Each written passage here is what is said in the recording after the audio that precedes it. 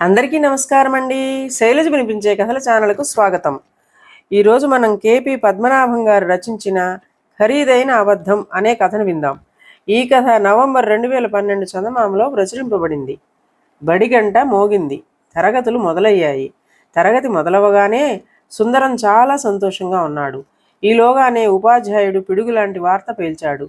ఇంటి వద్ద రాసుకొచ్చిన హోంవర్క్ను చూపించమని పిల్లలను అడిగాడు. సుందర్కి అప్పుడు కానీ తాను హోంవర్క్ చేయలేదని గుర్తుకు రాలేదు.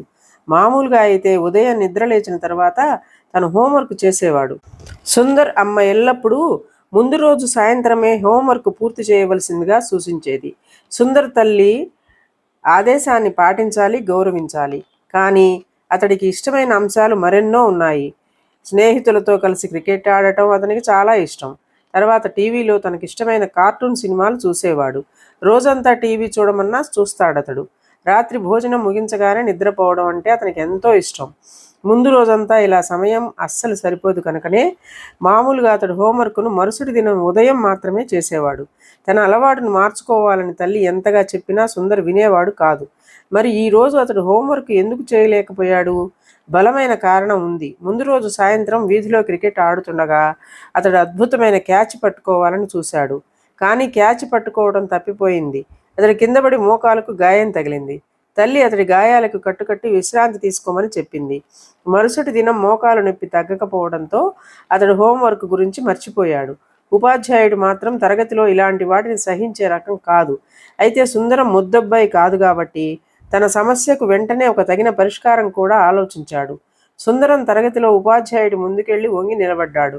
సార్, నిన్నటి దినం నేను బడి నుంచి వెళుతుండగా కాలు జారి మా వీధి చివర ఉన్న మురికి కాలువలో పడిపోయాను. నా నోట్ పుస్తకాలతో పాటు హోంవర్క్ నోట్ కూడా కాలువలో పడిపోయింది. తర్వాత సాయంత్రం కూడా డాక్టర్ని కలిశాను. దీంతో నేను హోంవర్క్ చేయలేకపోయానండి అని చెబుతూ తన కాలి గాయాన్ని చూపించాడు. అతడు దీనంగా చెప్పేది వింటే రాయి శతం కరిగి నీరవ్వాల్సిందే. మరి సుందరికి పాఠం చెప్పే ఉపాధ్యాయుడు మాత్రం మానవ మాత్రుడే కదా, నిలువునా కరిగిపోయి. బాధపడకు సుందర్, ఈ కొత్త నోట్ పుస్తకం తీసుకో. నీకు తన నోట్బుక్ ఇవ్వమని రాజాకు చెబుతాను. అతడి నోట్లో నుంచి మొత్తం పేజీలను నువ్వు అలాగే కాపీ చేయి చాలు. సోమవారం నోట్బుక్ తీసుకువచ్చి నాకు చూపు. ఉపాధ్యాయుడి మాటలు సుందర్కి శరాఘాతంలాగా తగిలాయి. ఒక్కసారిగా హడలిపోయాడు. ఇప్పుడు అతడు మొత్తం 30 పుటలను తిరగరాయాలి.